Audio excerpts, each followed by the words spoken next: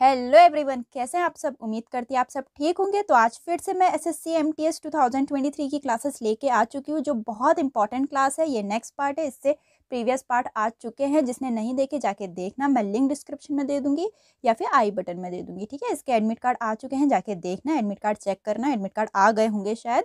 और एग्जाम की जो डेट आई है वो 2 से 19 मई और 13 से 20 जून के बीच में आई है। ठीक है, तो जिसके एग्जाम है कौन सी डेट को मुझे कमेंट में जरूर बताना। उसके लिए एक स्पेशल क्लास चल रही है, एक क्विक रिवीजन चल रहा है, जो बहुत इंपॉर्टेंट होगा आप लोग के लिए, बहुत हेल्पफुल होगा। अब तक तो बहुत कुछ पढ़ लिया होगा आपने, आप लोग के लिए एक क्विक रिवीजन का काम कर जाएगा ये। ठीक है, ये वाली क्लास। और मुझे बताना हेल्पफुल लग रही है, नहीं लग रही है, कैसी लग रही है, सब कुछ बताना। मैं और लेकर आऊँगी इसके आपके लिए, क्योंकि लास्ट में अगर आप इसको गो थ्रू कर लोगे तो आपके लिए बहुत ज़्यादा हेल्पफुल होगा। ठीक है, तो चलिए ज़्यादा समय ना लेते हुए वीडियो स्टार्ट करते हैं। So the next question is The first question is, which of the following is the closest layer to Earth's surface in which all weather occur? निम्नलिखित में से कौन सी पृथ्वी की सतह के सबसे निकट परत है जिसमें सभी मौसम होते हैं? ठीक है, जो सबसे क्लोजेस्ट है अर्थ सरफेस के, सबसे निकट है और उसमें सब तरह के वेदर पता चलते हैं, वो है ट्रोपोस्फियर। ठीक है, तो ट्रोपोस्फियर वो लेयर है जो बहुत अर्थ सरफेस के बहुत क्लोज है और इसमें सारे वेदर्स का पता चलता है। नेक्स्ट है, when did the non cooperation movement and? असहयोग आंदोलन कब समाप्त हुआ? तो जो 1920 में महात्मा गांधी द्वारा शुरू किया गया असहयोग आंदोलन 1922 तक चला।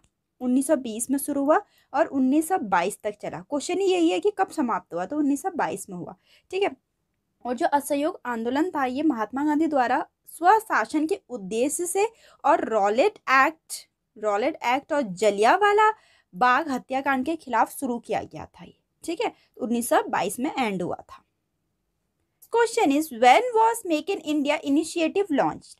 मेक इन इंडिया पहल कब शुरू की गई थी? सितंबर 2014 में। ठीक है, 25 सितंबर 2014 में शुरू की गई थी और ये अपने मोदी जी के द्वारा, नरेंद्र मोदी जी के द्वारा शुरू की गई थी। ठीक है, और ये ministry of commerce and industry के अंडर आती है ये। ठीक, नेक्स्ट क्वेश्चन है, in which year partition of Bengal carried out by British viceroy Lord Curzon? British viceroy Lord Curzon द्वारा बंगाल का विभाजन किस वर्ष किया गया था? ठीक, तो लॉर्ड कर्जन ने 20 जुलाई 1905 को बंगाल के विभाजन की घोषणा की थी। ठीक है, तो 1905। ठीक है, नेक्स्ट क्वेश्चन है, which of the following is a traditional theatre of Jammu and Kashmir? निम्नलिखित में से जम्मू और कश्मीर का पारंपरिक रंगमंच कौन सा है? ठीक है, तो है भांड पाथर।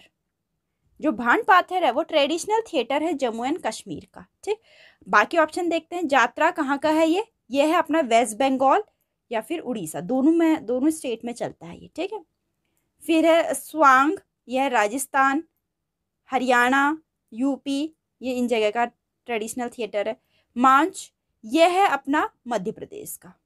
ठीक, नेक्स्ट है, what is the process of seeping of water into a ground called? जमीन में पानी के रिसने की प्रक्रिया को क्या कहते हैं? ठीक है, इनफिल्ट्रेशन कहते हैं। ठीक, इनफिल्ट्रेशन कहते हैं। ठीक, और जो इसको नापने के लिए यूज किया जाता है उसको इनफ्लेटरोमीटर बोलते हैं। ठीक, नेक्स्ट क्वेश्चन है, the dash plateau is subdivided into Garo hills, the Khasi hills and the Jaintia hills, name after the tribal group inhabiting the religion. पठार गारो पहाड़ियाँ खासी पहाड़ियाँ और जंतिया पहाड़ियों में से उप विभाजित है, जिसका नाम इस क्षेत्र में रहने वाली आदिवासी समूह के नाम पर रखा गया है। ठीक है, तो ये कहाँ की है? ये मेघालय की है। ठीक है, तो मेघालय की पठार गारो पहाड़ियाँ, खासी पहाड़ियाँ और जंतिया पहाड़ियाँ ये उप विभाजित पहाड़ियाँ हैं, सब डिवाइडेड पहाड़ियाँ हैं, जिनका नाम इन क्षेत्र में रहने वाले आदिवासियों के समूह के नाम पे ही रखा गया है। तो ये जो पठार गारो है, खासी है, जंतिया है, ये यहाँ के रहने वाले आदिवासी है मेघालय के, उन्हीं के नाम पे ये रखे गए हैं, प्लेट्यूज के नाम। ठीक, नेक्स्ट है, the concept of the 4 noble truth belong to which of the following religion? The 4 noble truth की अवधारणा निम्नलिखित में से किस धर्म से संबंधित है? ये बौद्ध धर्म से संबंधित है। ठीक है, मैंने बुद्धिज्म पे एक डिटेल पे वीडियो बनाई थी, जिसने नहीं देखी जाके देखना, मैं फिर भी थोड़ा अभी यहाँ पे बता देती हूँ। तो बौद्ध धर्म की स्थापना बुद्ध द्वारा लगभग 2500 साल पहले हुई थी। ठीक है, 2500 साल पहले भारत में की गई थी और यह दुनिया में 7% आबादी का एक चौथा सबसे बड़ा धर्म है। ठीक है, और जो अपने गौतम बुद्ध थे जिन्होंने बुद्धिज्म का उजागर किया था, उनका जन्म नेपाल के लुम्बिनी में कपिल वस्तु के राजा के यहाँ हुआ था। ठीक है, और 29 साल की उम्र में ही उन्होंने अपना महल छोड़ दिया था। ठीक है, और जब उन्होंने ये सब चीज़ें छोड़ी, ये सब उनके लाइफ में हुआ, उसको महाभिनिष्क्रमण के नाम से भी जाना जाता है। महाभिनिष्क्रमण के नाम से भी जाना जाता है। और ये जो 4 बौद्ध धर्म के ये सत्य हैं, द 4 नोबल ट्रूथ, वो कौन कौन से? एक तो है दुखा, मतलब दुख की सच्चाई। एक है समुदया, दुख का कारण खोजने के लिए। एक है निरोध, दुख के निवारण के लिए। फिर है मग्गा, दुख को समाप्त करने के लिए सही मार्ग। ठीक है, तो ये 4 नोबल ट्रूथ है जो कि बुद्धिज्म में रिलेटेड है। नेक्स्ट है Dhyanchand was associated with which sport. जो ध्यानचंद है वो किस खेल से जुड़ा हुआ है? बहुत ही फेमस है अपने ये ध्यानचंद, मेजर ध्यानचंद जी। ठीक है, ये एक हॉकी खिलाड़ी थे, तो इसीलिए हॉकी से ही रिलेटेड है ये। ठीक है, और ध्यानचंद हॉकी से जुड़े हुए हैं। 29 अगस्त को भारत में हर दिन राष्ट्रीय खेल दिवस मनाया जाता है क्योंकि इसी दिन उनका बर्थडे होता है। ठीक है, बहुत ही फेमस प्लेयर थे ये। नेक्स्ट है who is the author of book shame. Shame book के जो पुस्तक के लेखक हैं वो कौन है? सलमान रसूदी जी। सलमान रसूदी जी ने शेम नामक बुक लिखी है, बहुत ही फेमस, 1983 में पब्लिश हुई थी जो। ठीक, नेक्स्ट है अपना equus caballus is the scientific name of which of the following animal. Equus caballus निम्नलिखित में से किस जानवर का वैज्ञानिक नाम है? हॉर्स का। तो हॉर्स का जो साइंटिफिक नेम है वो है इक्वेस कैबेलिस। ठीक, नेक्स्ट है अपना which among the following instrument is used to measure either direct or alternating electric current. निम्नलिखित में से किस उपकरण का प्रयोग प्रत्यक्ष या प्रत्यावर्ती विद्युत धारा को मापने के लिए किया जाता है? एमीटर का। ठीक है, तो एमीटर का use mainly direct or alternating electric current मापने के लिए किया जाता है। बाकी ऑप्शन भी देते हैं, जैसे वॉट मीटर है, तो वॉट मीटर ये इलेक्ट्रिक एक्टिव पावर को नापने के लिए यूज किया जाता है वॉट मीटर का। ठीक, हाइग्रोमीटर ये मेट्रोलॉजिकल साइंस से इंस्ट्रूमेंट है, ये मेनली मेजर करता है ह्यूमिडिटी और amount of water vapour in the air. ठीक है, ह्यूमिडिटी एच से लग रहा है, ह्यूमिडिटी या फिर amount of water vapour in the air. ठीक है, फिर है पायरोमीटर। पायरोमीटर ये मेनली मेजर करता है टेम्परेचर ऑफ डिस्टेंस ऑब्जेक्ट का। ठीक है, जो डिस्टेंट ऑब्जेक्ट होते हैं उनका टेम्परेचर मापने के लिए यूज किया जाता है। नेक्स्ट है who is the author of book name true colours. True colour नामक पुस्तक के एक लेखक कौन है? Adam Gilchrist. एडम गिलक्रिस्ट ने बहुत ही शानदार बुक लिख रखी है ट्रू कलर्स। ठीक है, और ये एक फॉर्मर क्रिकेट प्लेयर हैं ऑस्ट्रेलिया के। ऑस्ट्रेलिया के एक फेमस क्रिकेट प्लेयर हैं ऑस्ट्रेलिया के। ठीक है, और ये बुक पब्लिश हुई थी 2018 में। तो इसमें इनकी ही पूरी जीवनी के बारे में बता रखा है। नेक्स्ट है which of the following vitamin is related to osteoporosis. निम्नलिखित में से कौन सा विटामिन ऑस्टियोपोरोसिस से संबंधित है? ऑस्टियोपोरोसिस में क्या होता है ना, ये एक डिजीज है जिसमें जो बोन्स हैं वो वीक होने लग जाते हैं, टूटने लग जाते हैं। तो ऐसे बोन्स की जो बीमारी होती है वो मेनली कैल्शियम है ना, कैल्शियम होता है, कैल्शियम से ही हमारे हड्डियों का सारा लेखा जोखा है। कैल्शियम सबसे ज़्यादा किससे मिलता है? जैसे सनलाइट, दूध, इन सब चीज़ों से मिलता है। तो विटामिन डी से रिलेटेड ऑस्टियोपोरोसिस।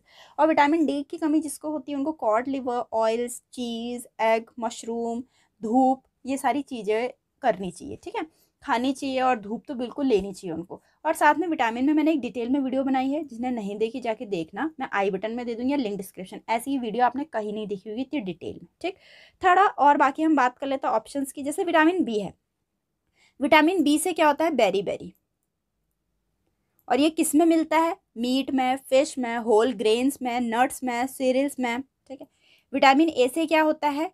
विटामिन ए से नाइट ब्लाइंडनेस, अंधापन, बिल्कुल रात में दिखता नहीं है। ठीक है, ये किस में होता है? बीफ लिवर में, पालक हो गया, ब्लैक आई पी हो गया, ब्रोकली हो गया, इन सब चीज़ों में। विटामिन सी तो खट्टा, सभी जानते हैं स्कर्वी की प्रॉब्लम हो जाती है, मसूड़ों में दिक्कत आ जाती है। ठीक है, तो खट्टी चीज़ें खानी चाहिए, जैसे कीवी हो गया, संतरे हो गए, अपना लेमन होगा, सिट्रस फ्रूट हो गया, ये सब चीज़ें। ठीक, नेक्स्ट है who emerge victorious in the siege of Arcot in 1751 AD। 1751 में द सीज ऑफ एरकोट में कौन विजयी हुआ था? ठीक है, तो विजय हुए थे अपने ब्रिटिश, ठीक है, ब्रिटिश हुए थे। और ये कब हुआ था? ये 23 सितंबर से 14 नवंबर 1751 तक चला था ये वॉर, ठीक है। नेक्स्ट है, in which union territory of Bastille day is celebrated? जो बेस्टाइल डे है वो कौन सी यूनियन टेरिटरी में मनाया जाता है? पौंडीचेरी में। और ये कब मनाया जाता है? 14 जुलाई को, ठीक है, 14 जुलाई को मनाया जाता है। वैसे ये सेलिब्रेटेड जो बेस्टाइल डे है ये मेनली नेशनल डे है फ्रांस का, लेकिन इंडिया के भी बाकी कंट्रीज और इंडिया में भी कहीं जगह मनाया जाता है, जैसे पौंडीचेरी में मनाया जाता है 14 जुलाई को, ठीक।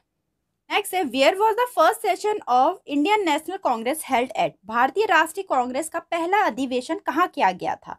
तो भारतीय राष्ट्रीय कांग्रेस का पहला सत्र 28 से 30 दिसंबर 1885 को बॉम्बे में वोमेश चंद्र बैनर्जी की अध्यक्षता में आयोजित किया गया था, ठीक है। तो बॉम्बे में किया गया था पहला सेशन आईएनसी का। नेक्स्ट है, which of the following is the third highest mountain in the world? निम्नलिखित में से कौन दुनिया का तीसरा सबसे ऊंचा पर्वत है? तो है अपना कंचनजंगा। कंचनजंगा दुनिया का तीसरा और हिमालय का तीसरा सबसे ऊंचा पर्वत है, ठीक है, सबसे ऊंचा है ये, ठीक। नेक्स्ट है, who among the following is famous for playing flute? निम्नलिखित में से कौन बांसुरी वादक के लिए प्रसिद्ध है? हरि प्रसाद चौसरिया जी, ठीक है, हरि प्रसाद चौसरिया जी फ्लूट के लिए फेमस हैं। अब जैसे जाकिर हुसैन है, ये तो तबला के लिए है। रविशंकर जी हैं, सितार के लिए हैं। बिस्मिल्लाह खान जी हैं, शहनाई के लिए हैं। तो अपने हरि प्रसाद चौसरिया जी फ्लूट के लिए फेमस हैं, ठीक। नेक्स्ट है, which of the following award is given to university for its round good performance in sports? निम्नलिखित में से कौन सा पुरस्कार किसी विश्वविद्यालय को खेलों में उसके सर्वांगीण अच्छे प्रदर्शनों के लिए दिया जाता है? ये जब मैं पूरा खेलों की वीडियो लाई थी उसमें भी मैंने डिटेल में बता रखा था, ये फिर भी बताती हूँ। मौलाना अबुल कलाम आजाद ट्रॉफी, ये सर्वोच्च पुरस्कार है जो कि यूनिवर्सिटीज को दिया जाता है, ठीक है। और इसकी स्थापना पहली बार 1956 से 57 में शिक्षा मंत्रालय द्वारा की गई थी और हर साल भारत के राष्ट्रपति द्वारा दिया जाता है, प्रदान किया जाता है, ठीक है। और मौलाना अबुल कलाम आजाद ट्रॉफी पहली बार 1956 और 57 में स्थापना हुई और ये बॉम्बे विश्वविद्यालय को मिला था। उस टाइम पे बॉम्बे बोलते थे, बॉम्बे यूनिवर्सिटीज को प्रदान की गई थी, ठीक है। नेक्स्ट है, Cheraw dance is a traditional dance form of which state? Cheraw कहाँ का फेमस नृत्य है? तो चिराव है अपना मिजोरम का, ठीक है। अब जैसे असम का है बिहू डांस, बहुत ही फेमस है। सिक्किम का है रेंचनजंगमा या फिर घा तो कीटो, ठीक है, ची रमू, ये सारे फेमस हैं। अरुणाचल प्रदेश का है पॉपिर, भय्यू, ये सारे फेमस डांस हैं। और चिराव कहाँ का है? मिजोरम का है, ठीक। Next question is, Ibn Battuta was a 14th century traveler to India from which place? Ibn Battuta 14वीं शताब्दी का भारत का यात्री किस स्थान से आया था? ये मोरक्को से आया था। तो मोरक्को के विद्वान इब्न बतूता का जन्म 14 फरवरी 1304 को मोरक्को के टैजियर में हुआ था। वो 14वीं शताब्दी में मोहम्मद बिन तुगलक के शासनकाल के दौरान आया था। ऐसा भी क्वेश्चन पूछ सकते हैं कि इब्न बतूता किसके शासनकाल के दौरान आया था? तो मोहम्मद बिन तुगलक के शासन में आया था ये, ठीक है, और 14वीं सेंचुरी में आया था, ठीक। नेक्स्ट है अपना, which part of the constitution of India deal with the duties of citizen? Bharat के संविधान का कौन सा हिस्सा नागरिकों के कर्तव्य से संबंधित है? 4A, पार्ट 4A है जो कि आर्टिकल 51A में आता है। और जो फंडामेंटल ड्यूटीज है अपनी वो रशिया से ली गई है, ठीक है, और पार्ट 4A के अंडर आता है। नेक्स्ट है अपना, which of the following state of India is main producer of chromite? Bharat का निम्नलिखित में से कौन सा राज्य क्रोमोमाइट का मुख्य उत्पादक है? ठीक है, तो ये है अपना Orissa. Orissa is the largest and almost the sole producer of chromite in India, ठीक है। नेक्स्ट है ovi, a typical folk song which is made up of couplet describing women material and material homes and is सung by village women folk while performing routine chores throughout the day, belong to which state? देखो question बहुत बड़ा है, बच्चे छोड़ देते लेकिन बहुत इजी है। सिर्फ इतना पूछ रखा है, जो ओवी है, ओवी वो एक विशिष्ट लोकगीत है जो महिलाओं के मात्र और वैवाहिक घरों का वर्णन करने वाले दोहों से बना है और पूरे दिन नियमित काम के दौरान गांव की महिलाएं गाती हैं। वो कहाँ का है पूछ रखा है, तो वो महाराष्ट्र का है।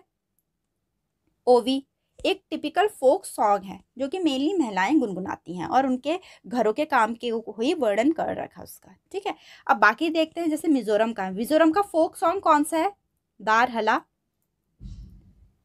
दार हला और बावा हला। ठीक, गोवा का क्या है? मंडो मंडो, ये वहाँ का फोक सॉन्ग है, सॉरी। ठीक है, आसाम का बिहू गीत है और ओवी कहाँ का है? महाराष्ट्र का है। ठीक है, तो यहाँ तक के 25 क्वेश्चन थे, बहुत ही इंपॉर्टेंट, बहुत हेल्पफुल। आप देख सकते हैं सब में मैंने टैग लगा रखा है, हर कोई प्रीवियस ईयर में आया हुआ है। बहुत ही हेल्पफुल, आपका एक रिवीजन का काम करेंगे ये। तो मिलते हैं अपनी नेक्स्ट वीडियो में।